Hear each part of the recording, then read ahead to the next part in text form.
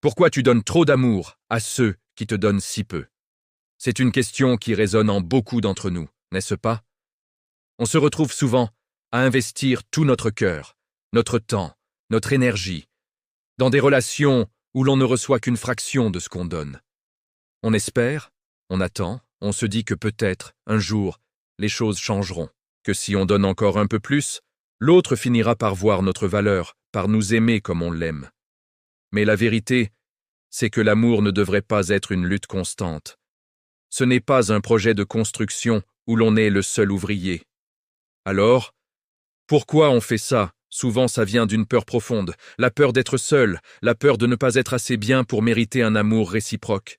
On pense peut-être, inconsciemment, que si on donne sans compter, on peut acheter l'affection de l'autre, prouver notre valeur. C'est comme si on essayait de combler un vide en nous par une validation extérieure.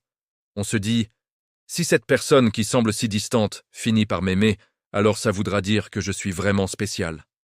C'est un piège, un mirage qui nous épuise. On peut aussi avoir appris ce modèle dans notre enfance. Peut-être avons-nous dû nous battre pour l'attention ou l'affection de nos parents.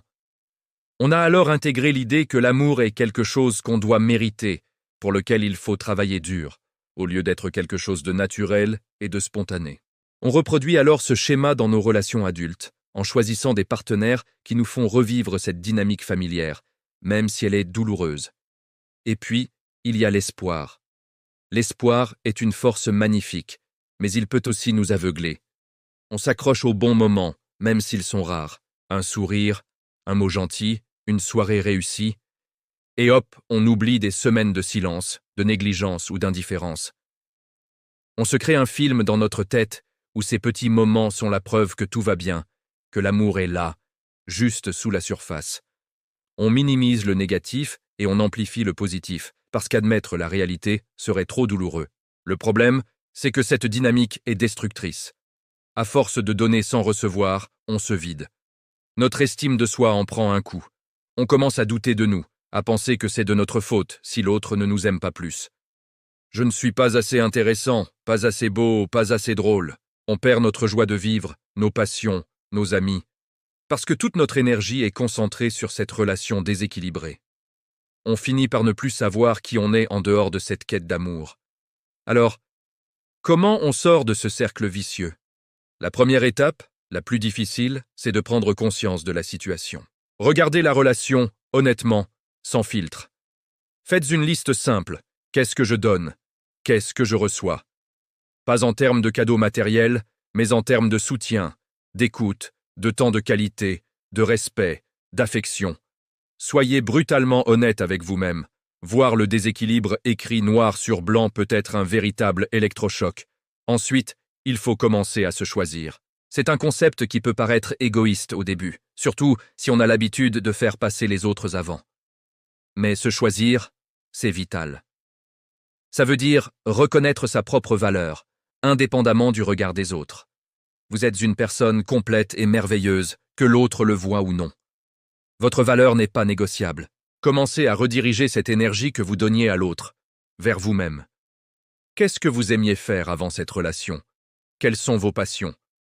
Reprenez ce cours de danse, appelez ce vieil ami, lancez-vous dans ce projet qui vous tenait à cœur.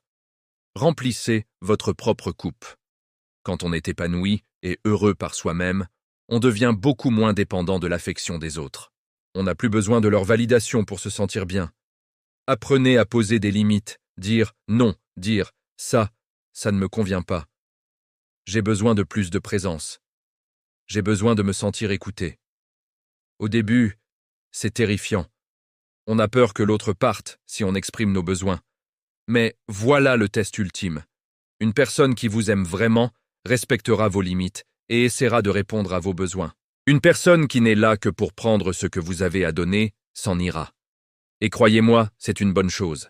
C'est un filtre naturel qui éloigne les gens qui ne sont pas bons pour vous. Le vrai amour, ce n'est pas un sacrifice unilatéral. C'est un échange, un partenariat. C'est deux personnes qui choisissent de construire quelque chose ensemble, qui s'apportent mutuellement du soutien, de la joie et de la sécurité. C'est se sentir vu, entendu et apprécié pour qui on est vraiment, sans avoir à jouer un rôle ou à se surmener pour mendier des miettes d'attention. Si vous vous reconnaissez dans cette situation, sachez que vous n'êtes pas seul. Et surtout, sachez que vous avez le pouvoir de changer les choses. Ça ne se fera pas en un jour, ce sera un chemin, avec des hauts et des bas. Il y aura peut-être des moments de doute, de solitude. Mais au bout de ce chemin, il y a une version de vous plus forte, plus heureuse, et plus alignée avec ce que vous méritez vraiment. Parfois, on a besoin d'aide pour faire ce chemin. Parlez à un ami de confiance, un membre de la famille, ou même un professionnel de la santé mentale peut faire une différence énorme. Ils peuvent vous offrir une perspective extérieure et vous donner les outils pour reconstruire votre estime de vous. N'ayez pas honte de demander de l'aide. C'est un signe de force, pas de faiblesse. Rappelez-vous de ceci. Vous méritez un amour qui vous élève, pas un amour qui vous draine. Vous méritez un partenaire, pas un projet. Vous méritez d'être une priorité, pas une option. Alors, la prochaine fois que vous vous surprenez à donner trop à quelqu'un qui vous donne si peu, arrêtez-vous une seconde. Prenez une grande inspiration et demandez-vous, est-ce que cette relation nourrit mon âme ou est-ce qu'elle la vide? Et écoutez la réponse, la vraie, celle qui vient du fond de votre cœur. C'est là que se trouve votre vérité et le début de votre libération. Merci d'avoir écouté jusqu'au bout. Prenez bien soin de vous, car vous êtes la personne la plus importante de votre vie. N'oubliez pas de vous abonner pour plus de réflexions comme celle-ci. À très bientôt.